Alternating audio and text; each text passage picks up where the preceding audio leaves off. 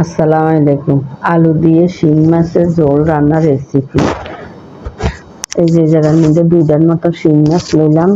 এরপরে এখানে 2-3টা আলু লইলাম, টমেটো 2টা, কাঁচামরিচ, পেঁয়াজ আর রসুন কুচি করে লইলাম। লই রেডি করে লইলাম। এদিক দিয়ে একটা কড়াই বসাই দিলাম, পরিমাণ মতো তেল। আর তেলটা ভালো করে গরম হইলে দিয়ে দিলাম এখানে রসুন কুচি, পেঁয়াজ কুচি। দেওয়ার পরে এগুলারে একটু ভাজি নিলাম, হালকা ভাজি নিলাম। ভাজাটা হয়ে গেলে এই জায়গার মধ্যে দিয়ে দিলাম আধা চামচের মতো রসুন বাটা। মশলার মধ্যে রসুন বাটাটা দিলাম, জিরা টিরাগুলা দিতাম না। এরপরে আপনার দিয়ে দিলাম এই জায়গা পরিমাণ মতো লবণ, হলুদের গুঁড়া 2 চামচ, মরিচের গুঁড়া 1 চামচ। যে যেরকম জাল খান ওরকম দিবেন।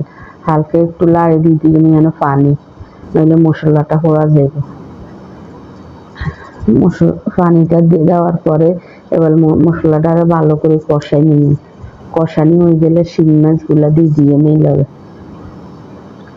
শিং মাছটা দিয়ে দিলাম, দিয়ে এগুলারে এবার ভালো করে আবার কষাই নিই। চাইয়েন যে কোনো তরকারি আপনার ভালো করে যদি কষানি হয় তাহলে তরকারির স্বাদ দ্বিগুণ বাড়ে যায়। এরপরে কষানি হয়ে গেছে, এবার মাছগুলো উঠে রাখি দিয়ে, মাছ আর মাথাগুলো উঠে রাখি দিয়ে এই জলের মধ্যে দিয়ে দিলাম আলুগুলা দিয়ে এগুলারে একটু লাড়াচাড়া দিয়ে জায়গায় টমেটো আর কাঁচামরিচ যে কুড়ি রাখছিলাম ওগুলা দিয়ে দিলাম। এখানে 2টা দিয়েছি টমেটো। দেওয়ার পরে এগুলারে ভালো করে কষানোর জন্য অপেক্ষা করছি। কষানি হয়ে গেছে, আর দিয়ে দিলাম এখানে জলের পানি, কেন আর একটু পানি লাগবো আপনার। এবার দিয়ে দিলাম আপনার শিং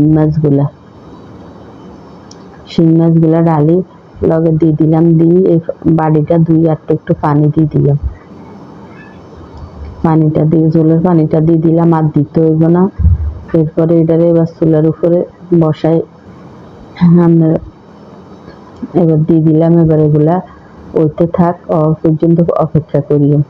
এরপরে একটা পাতিলের মধ্যে আপনার এগুলা বাড়ি লই হেলাইম। একটা পাতিলে বাড়ি লই হেলাইছি, লই কড়াইতন।